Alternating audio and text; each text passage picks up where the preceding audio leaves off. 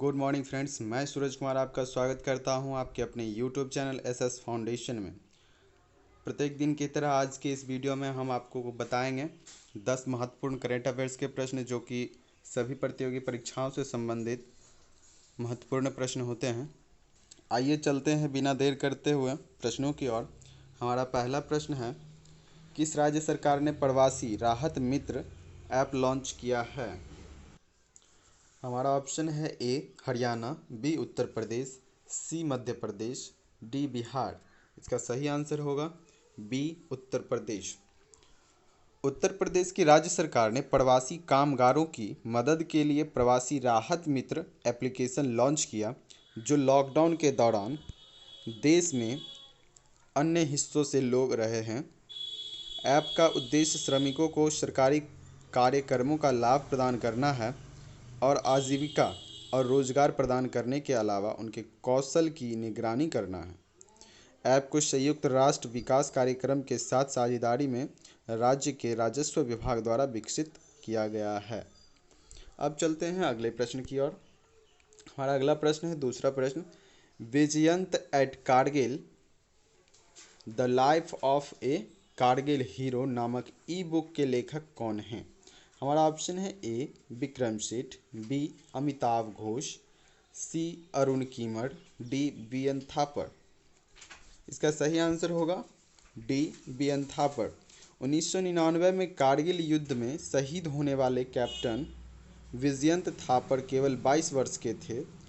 अब उनके निधन के 2 दशक बाद उनकी पहली जीवनी विमोचित की गई है, जो भारत के सबसे बहादुर सैनिकों में से एक के जीवन के अनछुए पहलुओं को बताती है। 15 मई 2020 को विमोचित ई बुक का नाम Vijyant at Kargil the life of a Kargil hero है। इस पुस्तक विजयंत के पिता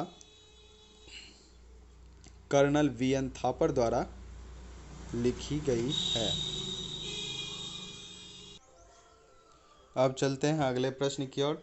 हमारा अगला प्रश्न है, तीसरा प्रश्न, किस राज्य ने स्टार्टअप्स की मदद के लिए 100 करोड़ का फंड बनाया है? हमारा ऑप्शन है ए मध्य प्रदेश, बी महाराष्ट्र, सी गुजरात, डी राजस्थान। इसका सही आंसर होगा सी गुजरात। गुजरात की राज्य सरकार ने स्टार्टअप्स के लिए 100 करोड़ रुपए का फंड स्थापित किया है, जो अपने ज्ञान और विशेषज्ञता के साथ कोविड-19 महामारी का मुकाबला करने में मदद करेगा। परियोजना के लिए केपीएमजी निगरानी, पीपीई किट, संगरोध कल्याण, N95 मास्क और संपर्क अनुरेखण में प्रौद्योगिकी अनुप्रयोग के लिए एक ज्ञान और समर्थन भागीदार के रूप में शामिल हो गया है।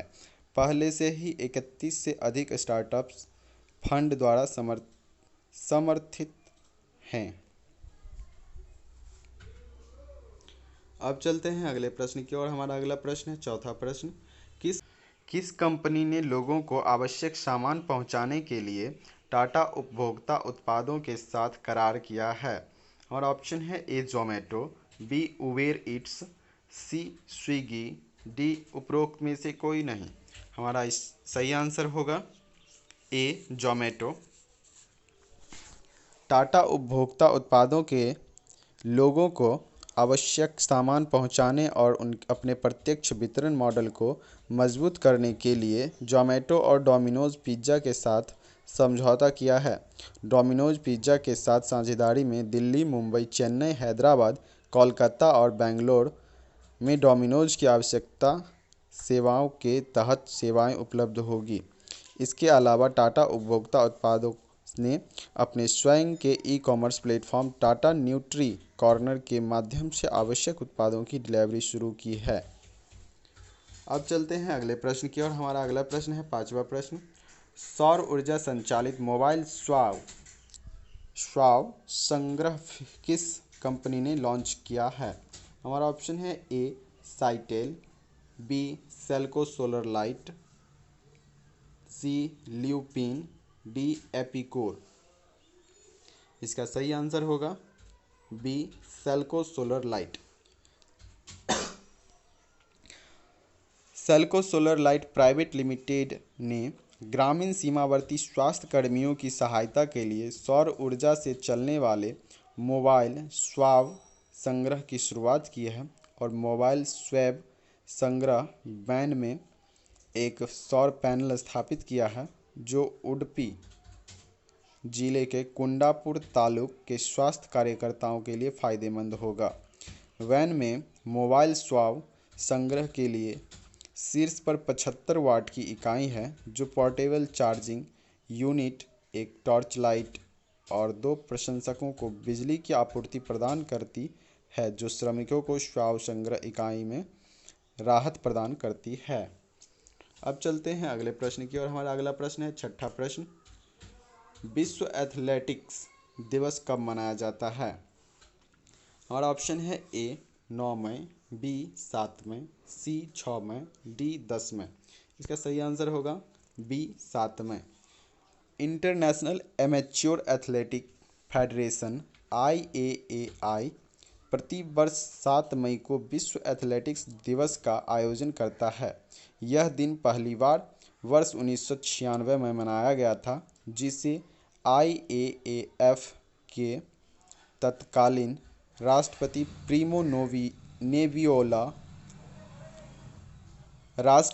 प्रीमो नेवियोलो द्वारा शुरू किया गया था। इस दिन का उद्देश्य खेल के बारे में जागरूकता बढ़ाने और युवाओं को करियर के रूप में खेल को प्रोत्साहित करने के लिए एक मंच के रूप में किया जाता है। पहला विश्व एथलेटिक्स दिवस अटलांटा में ओलंपिक खेलों के शताब्दी संस्करण के विषय के आसपास केंद्रित था।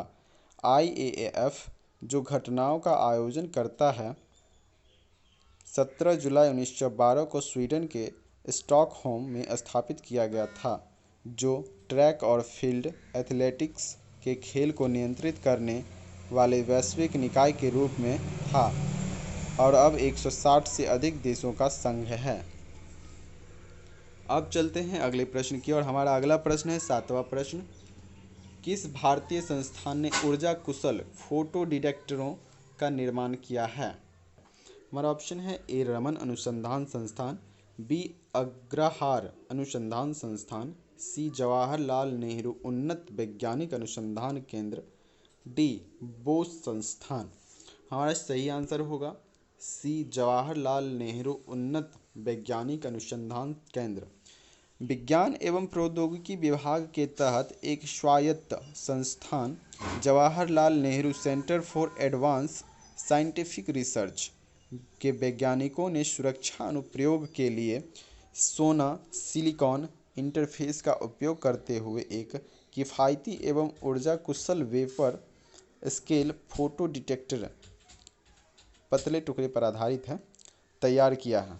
यह अवांछित गतिविधि के संकेत के रूप में कमज़ोर बिखरे हुए प्रकाश का पता लगाने में मदद कर सकता है। फोटो डिटेक्टरों किसी भी ऑप्टो इलेक्ट्रॉनिक सर्किट का केंद्र है जो प्रकाश का पता लगा सकता है। इन्हें बाहरी आकाशगंगा से विकिरण का पता लगाने के अलावा सुपरमार्केट में स्वचालित प्रकाश व्यवस्था को नियंत्रित करने से लेकर सुरक्षा से संबंधित अनुप्रयोगों में व्यापक तौर पर इस्तेमाल किया जाता है। हालांकि उच्च प्रदर्शन वाले डिटेक्टर बनाने के लिए सामग्री की लागत और जटिल निर्माण प्रक्रियाओं के कारण दैनिक अनुप्रयोगों के लिए वह काफ़ी महंगे हो जाते हैं। अब चलते हैं अगले प्रश्न की ओर। हमारा अगला प्रश्न है 8वां प्रश्न, सेखतकर समिति किस क्षेत्र से संबंधित है? और ऑप्शन है ए वित्तीय संकट, बी गरीबी आवास, सी सशस्त्र बल व्यय में सुधार, डी लॉकिंग को आसान करना। इसका सही आंसर होगा सी सशस्त्र बल व्यय में सुधार। सेखतकर समिति सशस्त्र बलों के व्यय में सुधार और युद्धक क्षमता से जुड़ी है। समिति की अध्यक्षता अध्यक्ष लेफ्टिनेंट जनरल DV सेखतकर, सेवानिवृत्त और 11 सदस्य के द्वारा की जाती है। रक्षा मंत्री राजनाथ सिंह ने सैन्य इंजीनियरिंग सेवा MES में मूल रूप और औद्योगिक कर्मचारियों की कुल 13,157 रिक्तियों में से 9,304 पदों को समाप्त कर दिया है। नागरिक कार्यबल के पुनर्गठन के लिए दिए गए सुझावों में से एक ऐसे रूप में है जो विभागीय नियोजित कर्मचारियों को एमईएस के काम को अन्य कार्यों के साथ आउटसोर्स करने में सक्षम करेगा। अब चलते हैं अगले प्रश्न की ओर। हमारा अगला प्रश्न है 9वां प्रश्न।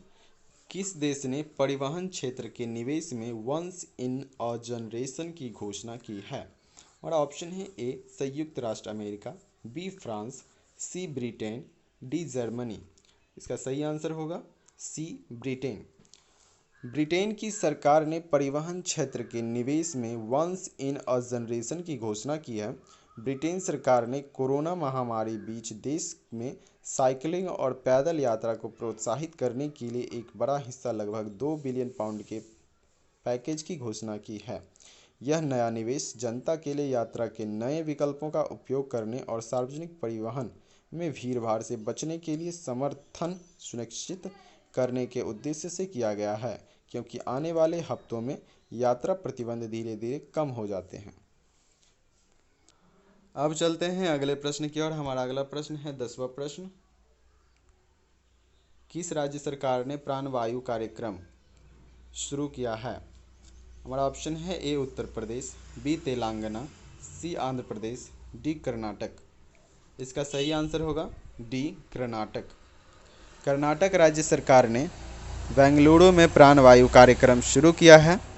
बेंगलुरु के सिटी कॉरपोरेशन ने मीडिया में विज्ञापन के माध्यम से जागरूकता फैलाने हेतु प्राणवायु कार्यक्रम शुरू करने में मदद किया है, जो किसी भी बीमारी का जल्द पता लगाने के लिए स्व परीक्षण करने के महत्व को बताता है, क्योंकि वायरल संक्रमण के साथ होने पर स्थिति बिगड़ भी सकती है। जागरूकता कार्यक्रम का उद्देश्य अपने रक्त में कम ऑक्सीजन के स्तर वाले लोगों की मदद करना है, ताकि वे अपनी बीमारियों से बचने के लिए स्वयं और जल्दी जांच कर सके।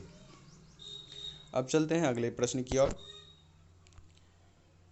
हमारा अगला प्रश्न है, जिस तरह कि आप लोग जानते हैं कि हर एक वीडियो के अंत में आप लोगों के लिए एक प्रश्न होता है जिसका आंसर हम अगले वीडियो में देते हैं।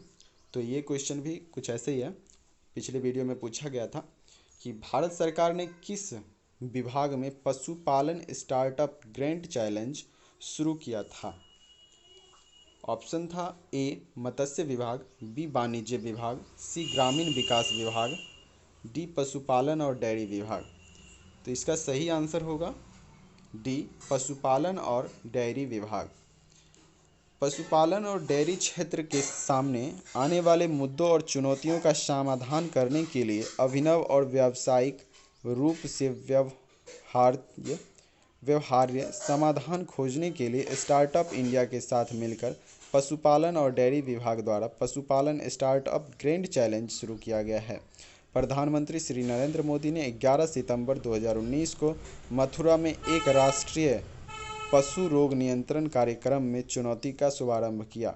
स्टार्टअप इंडिया की वेबसाइट पर 11 सितंबर 2019 से 15 नवंबर 2019 तक स्टार्टअप्स से आवेदन स्वीकार किए गए थे।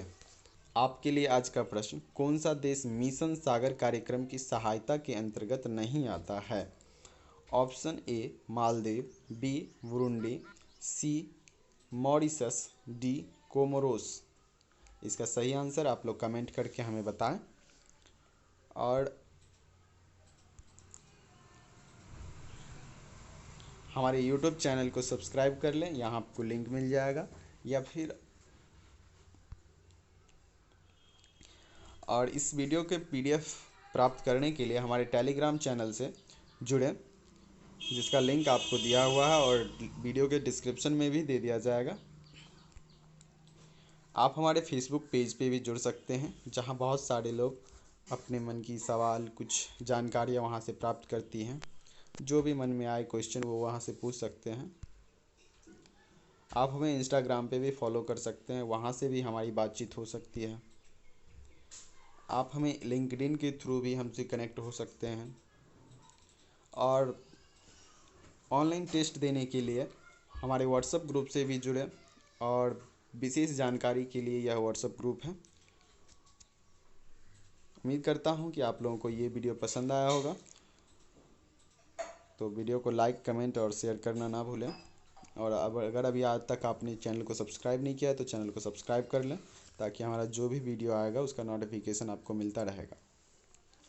और एक विशेष जानकारी देनी थी आप लोगों को कि प्रत्येक राज्य से संबंधित महत्वपूर्ण क्वेश्चंस और टॉपिक्स का एक स्पेशल वीडियो बनाया जाएगा, जो आप लोगों के बीच शेयर किया जाएगा। धन्यवाद, फिर मिलते हैं।